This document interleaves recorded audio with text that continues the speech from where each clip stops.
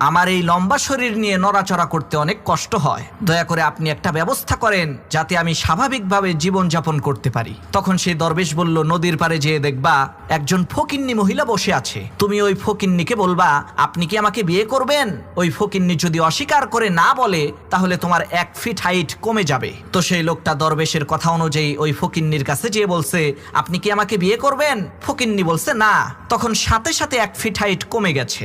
লোকটা চিন্তা করলো 8 ফিট লম্বা, এটাও তো কম না, আর একটু খাটো হইলে ভালো হবে। সে আবার ওই ফকিন্নি মহিলাকে বলছে, আপনি কি আমার সাথে বিবাহ বন্ধনে আবদ্ধ হবেন। ফকিন্নি বলছে না। সাথে সাথে আর 1 ফিট হাইট কমে গেছে। লোকটা চিন্তা করলো 7 ফিট লম্বা, এটাও তো কম না, আর 1 ফিট খাটো হইলে আমাকে দেখতে আরো সুন্দর লাগবে। এই চিন্তা করে লোকটা সেই ফকিন্নি মহিলাকে আবার বলছে, আপনি কি আমাকে বিয়ে করবেন। তখন সেই ফকিন্নি মহিলা বলছে, না না না না না। তখন সাথে সাথে লোকটা একেবারে ছাগলের বাচ্চার সমান হয়ে গেছে।